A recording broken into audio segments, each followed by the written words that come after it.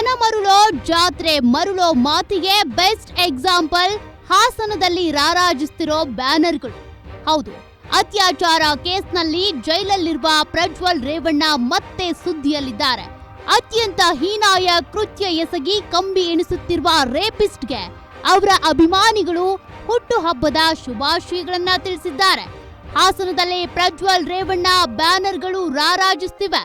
ಇಡೀ ನಾಗರಿಕ ಸಮಾಜದ ಮುಂದೆ ಬೆತ್ತಲಾಗಿರುವ ಪ್ರಜ್ವಲ್ಗೆ ಬ್ಯಾನರ್ಗಳ ಅವಶ್ಯಕತೆ ಇತ್ತಾ ಅಂತ ಸಾರ್ವಜನಿಕರು ಪ್ರಶ್ನೆ ಮಾಡ್ತಿದ್ದಾರೆ. ಸೋಷಿಯಲ್ ಮೀಡಿಯಾದಲ್ಲಿ ಆಕ್ರೋಶ ವ್ಯಕ್ತವಾಗ್ತಿದೆ. ಹಾಗಾದ್ರೆ ಸದ್ಯ ಜೈಲಲ್ಲಿರೋ ಪ್ರಜ್ವಲ್ ರೇವಣ್ಣ ಬಾಲ್ಯ ಹೇಗಿತ್ತು? ನೂರಾರು ಹೆಣ್ಣು ಮಕ್ಕಳ ಬಾಳಲ್ಲಿ ಚೆಲ್ಲಾಟವಾಡಿದ ಪ್ರಜ್ವಲ್ ಆಸ್ತಿ ಎಷ್ಟು? ಪಿಸ್ತೂಲ್ ರೈಫಲ್ ಹೊಂದಿರೋದು ಯಾಕೆ? 35 ವರ್ಷ ಆದ್ರೂ ಮದ್ವೆ ಆಗಿಲ್ಲ ಯಾಕೆ? ಪ್ರಜ್ವಲ್ ಕತೆ ಇಷ್ಟೇನಾ? ಈ ಎಲ್ಲವನ್ನ ಈ ವಿಡಿಯೋದಲ್ಲಿ ನೋಡ್ತಾ ಹೋಗೋಣ.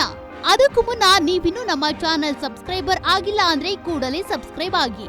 ವೀಕ್ಷಕರೇ, ಪ್ರಜ್ವಲ್ ರೇವಣ್ಣ ಹಾಸನ ಲೋಕಸಭಾ ಕ್ಷೇತ್ರದ ಮಾಜಿ ಸಂಸದರು. ಅತ್ಯಾಚಾರ ಪ್ರಕರಣದ ದೋಷಿ, ಕಂಬಿ ಎಣಿಸ್ತಾ ಇರುವ ಜೈಲು ಹಕ್ಕಿ, ಮಾಜಿ ಪ್ರಧಾನಿ ದೇವೇಗೌಡರ ಮೊಮ್ಮಗ, ಮಾಜಿ ಸಚಿವ ರೇವಣ್ಣರ ಪುತ್ರ. ಇಡೀ ಕುಟುಂಬ ರಾಜಕಾರಣದಲ್ಲಿದೆ. 1990 ಆಗಸ್ಟ್ 5ರಂದು ಪ್ರಜ್ವಲ್ ರೇವಣ್ಣ ಜನಿಸಿದ್ರು. ಅಷ್ಟೊತ್ತಿಗಾಗ್ಲೇ ದೇವೇಗೌಡರು ರಾಜ್ಯ ರಾಜಕಾರಣದಲ್ಲಿ ದೊಡ್ಡ ನಾಯಕರಾಗಿದ್ರು. ಮುಂದೆ ದೊಡ್ಡ ಮಟ್ಟದಲ್ಲಿ ಬೆಳೀಲಿ ಅಂತ ಪ್ರಜ್ವಲ್ ಅಂತ ಮಗುಗೆ ನಾಮಕರಣ ಮಾಡಿದ್ರು. ಇನ್ನು ಪ್ರಜ್ವಲ್ಗೆ 4 ವರ್ಷ ಇದ್ದಾಗ ರೇವಣ್ಣ ಶಾಸಕರಾಗಿ ಆಯ್ಕೆಯಾದ್ರು. ಹುಟ್ಟುವಾಗ್ಲೇ ರೆಡ್ ಕಾರ್ಪೆಟ್, ಗೋಲ್ಡನ್ ಸ್ಪೂನ್ ಹಿಡಿದು ಹುಟ್ಟಿದ ಪ್ರಜ್ವಲ್ಗೆ ಬಾಲ್ಯದಿಂದಲೂ ಯಾವುದೇ ಸಮಸ್ಯೆಗಳೇ ಬರಲಿಲ್ಲ. ಚಿಕ್ಕ ವಯಸ್ಸಿನಿಂದಲೂ ರಾಜಕಾರಣ ನೋಡ್ಕೊಂಡು ಬೆಳೆದ ಕಾರಣಕ್ಕೆ ರಾಜಕಾರಣದ ಬಗ್ಗೆ ಹೆಚ್ಚು ಒಲವಿತ್ತು. ಬೆಂಗಳೂರು ಇನ್ಸ್ಟಿಟ್ಯೂಟ್ ಆಫ್ ಟೆಕ್ನಾಲಜಿಯಿಂದ ಇಂಜಿನಿಯರಿಂಗ್ ಪದವಿ ಪಡ್ಕೊಂಡ್ರು.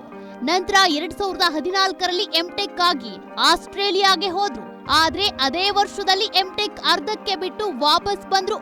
ಬರ್ತಿದ್ದಂತೆ ಆಗ ನಡೀತಿದ್ದ 2014ರ ಲೋಕಸಭಾ ಚುನಾವಣೆಯಲ್ಲಿ ತಮ್ಮ ತಾತ ದೇವೇಗೌಡರ ಪರ ಪ್ರಚಾರ ಮಾಡಿದ್ರು. ಹೋದ ಕಡೆಯೆಲ್ಲ ಯಾವುದೇ ಅಳುಕಿಲ್ಲದೆ ಅಬ್ಬರದ ಪ್ರಚಾರ ಮಾಡಿದ್ರು.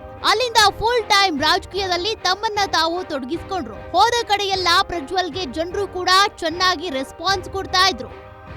ಇದಲ್ಲದೆ 2015ರಲ್ಲಿ ಬ್ರಿಟನ್ ಮೂಲದ ಕಾಮನ್ವೆಲ್ತ್ ಪಾರ್ಲಿಮೆಂಟರಿ ಅಸೋಸಿಯೇಷನ್ ಭಾರತದ 10 ಯುವ ರಾಜಕಾರಣಿಗಳನ್ನ ಗುರುತಿಸಿತ್ತು. ಅದರಲ್ಲಿ ಪ್ರಜ್ವಲ್ ರೇವಣ್ಣ ಕೂಡ ಇದ್ರು.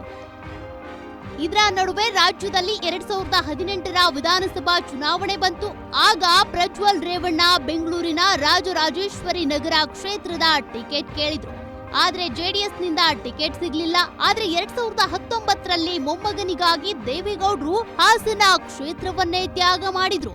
ಆ ಚುನಾವಣೆಯಲ್ಲಿ ಪ್ರಜ್ವಲ್ ಭರ್ಜರಿ ಗೆಲುವು ಸಾಧಿಸಿದ್ರು. ಬರೋಬ್ಬರಿ 1 ಲಕ್ಷಕ್ಕೂ ಅಧಿಕ ಮತಗಳಿಂದ ಗೆದ್ದು ಪಾರ್ಲಿಮೆಂಟ್ ಪ್ರವೇಶ ಮಾಡಿದ್ರು. ಆದ್ರೆ ಮೊಮ್ಮಗನಿಗೆ ಕ್ಷೇತ್ರ ಬಿಟ್ಟುಕೊಟ್ಟ ದೇವೇಗೌಡರು ತುಮಕೂರಲ್ಲಿ ಸೋಲು ಕಂಡ್ರು. ಇದರಿಂದ ಸಂಸದರಾಗಿ ಆಯ್ಕೆಯಾದ 12 ಗಂಟೆಗಳಲ್ಲಿ ಸಂಸದ ಸ್ಥಾನಕ್ಕೆ ರಾಜೀನಾಮೆ ಕೊಡ್ತೀನಿ ಅಂತ ಪ್ರಜ್ವಲ್ ಘೋಷಣೆ ಮಾಡಿದ್ರು. ಇದಕ್ಕೆ ದೇವೇಗೌಡರು ಒಪ್ಲಿಲ್ಲ. ಇದರೊಂದಿಗೆ 28ನೇ ವಯಸ್ಸಿಗೆ ಸಂಸದರಾಗಿ ದೇಶದ 3ನೇ ಯುವ ಸಂಸದ ಅನ್ನಿಸಿಕೊಂಡ್ರು ಪ್ರಜ್ವಲ್ ರೇವಣ್ಣ. ಆಸ್ತಿ ಬಹಿರಂಗ ಪಡಿಸದ ಆರೋಪ, ಪ್ರಜ್ವಲ್ಗೆ ಕೋರ್ಟ್ ಶಾಕ್. ಪ್ರಜ್ವಲ್ ಗೆದ್ದು ಪಾರ್ಲಿಮೆಂಟ್ ಪ್ರವೇಶ ಮಾಡಿದ್ರು.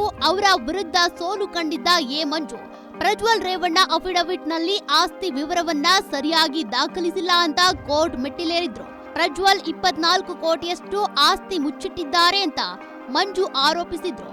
ಇದರ ವಿಚಾರಣೆ ನಡೆಸಿದ ಹೈಕೋರ್ಟ್ ಕಳೆದ ವರ್ಷ ಸೆಪ್ಟೆಂಬರ್ 1ರಂದು ಪ್ರಜ್ವಲ್ ರೇವಣ್ಣರನ್ನ ಸಂಸದ ಸ್ಥಾನದಿಂದ ಅಸಿಂಧುಗೊಳಿಸಿತು. ಆದ್ರೆ ಅದೇ ತಿಂಗಳಲ್ಲಿ ಸುಪ್ರೀಂ ಕೋರ್ಟ್ ಹೈಕೋರ್ಟ್ ಆದೇಶಕ್ಕೆ ತಡೆ ನೀಡಿತ್ತು. ಹಾಗಾದ್ರೆ ಪ್ರಜ್ವಲ್ ಆಸ್ತಿ ಎಷ್ಟು?